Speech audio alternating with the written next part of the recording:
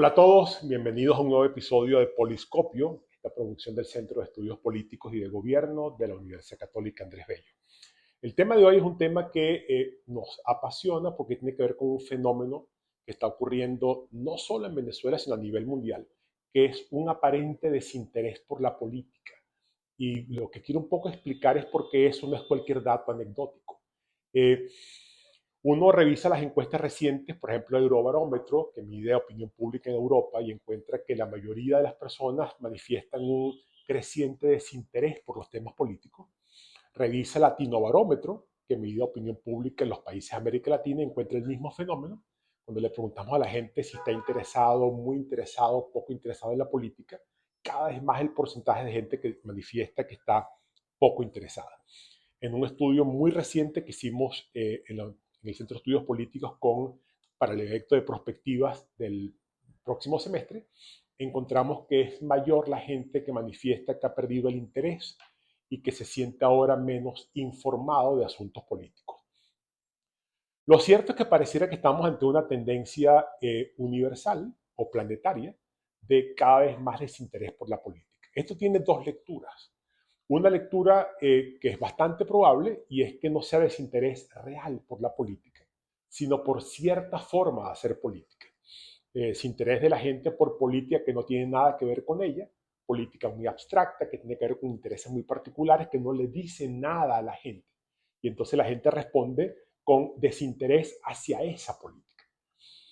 Hay otra lectura no tan bondadosa que dice, cuidado, puede eso significar, y ahí está el peligro, de que esto represente una especie de involución o de refugio en la esfera privada ante la frustración de lo público.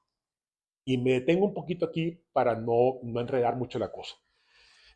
Si ustedes van a Aristóteles, el gran padre, digamos, de la política, para Aristóteles y para los griegos, el ser humano era básicamente un animal político.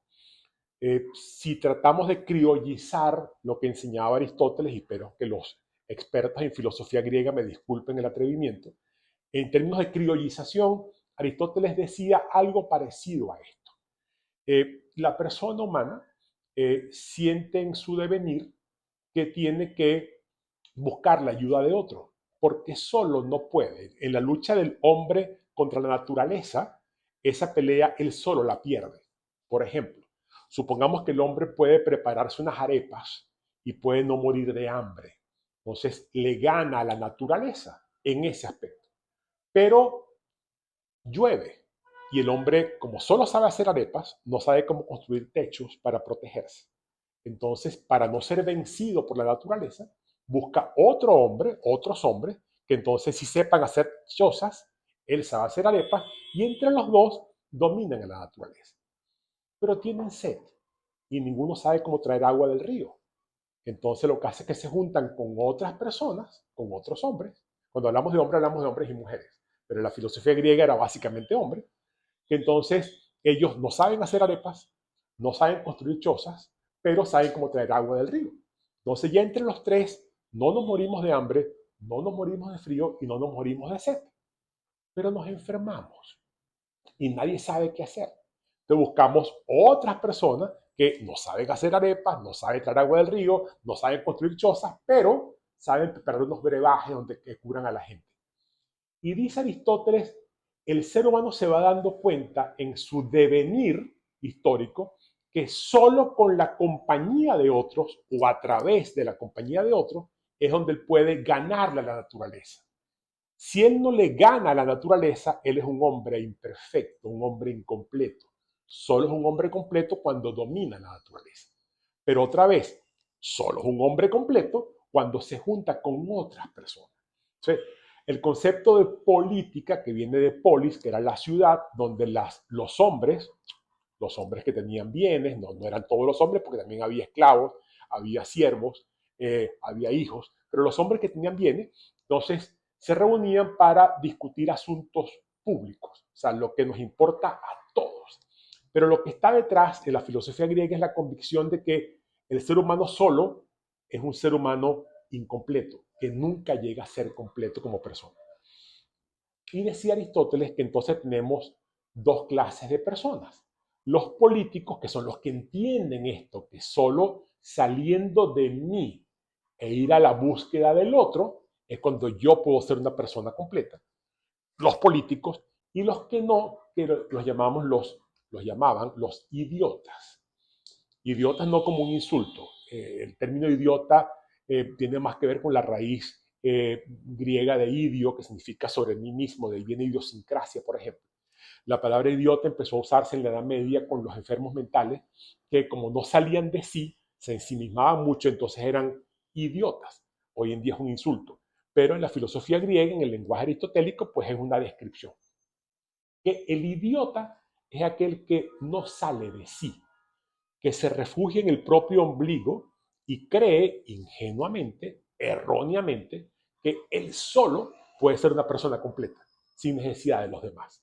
Entonces, la gran enseñanza de la filosofía griega, sobre todo aristotélica, es la política es la más noble y la más excelsa de las actividades humanas, porque la política es la que te hace salir de ti, ir al encuentro de otros, para entonces entre todos construir una realidad de la cual todos nos beneficiamos. Si al final este desinterés por la política, que ojalá sea solo porque la política que la gente ve en la calle es una política que no le dice muchas cosas, que no tiene nada que ver con ella, y la gente reclama otras formas de hacer política, ojalá sea eso, pero si hay un porcentaje de gente cuyo desinterés por la política no obedece a esto, sino a una respuesta idiota, en el sentido aristotélico, de pensar que me refugio en mi esfera privada, renuncio a lo público, no tengo que ver con nadie, solamente me acojo yo a mí mismo y por ahí voy a alcanzar entonces la realización, que otra vez es ingenuo, es irrealizable, es ilusorio. Entonces, si eso representa eso, estamos ante un grave riesgo. ¿Cuál es el riesgo? El riesgo es que, por ejemplo, primero el riesgo que usted no se va a realizar nunca como persona, pero más allá de eso, en términos sociales, si usted se aleja de lo público para refugiarse en su esfera privada, esa esfera de lo público la va a ocupar alguien. Y generalmente alguien que va a velar por sus propios intereses. Entonces, dejamos el espacio libre para que aparezcan intereses parciales, muchas veces mezquinos, aparezca la corrupción, aparezcan los cálculos pequeños, aparezcan los liderazgos mesiánicos y autoritarios, que son los que prometen el cielo para más nunca, prometen reducir la complejidad del entorno en una cosa, por supuesto, maniquea, una monocausa, entonces, como es fácil de entender, la gente cae en eso. Entonces, empezamos a permitir que el espacio público sea ocupado por estas perversiones y no por nosotros.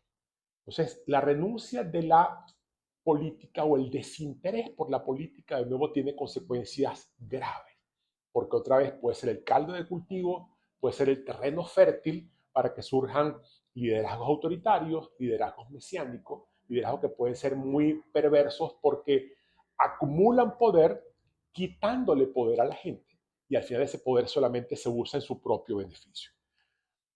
Lo importante es, hay que hacer un esfuerzo por entender que una cosa es rechazar cierta forma de hacer política con la cual la gente no está de acuerdo, eh, aspirar a formas alternativas de política, mucho más cercanas a la gente, mucho más pies en tierra, menos basadas en discursos de tribuna, menos basadas en clichés ideológicos y mucho más en soluciones concretas a los problemas de la gente.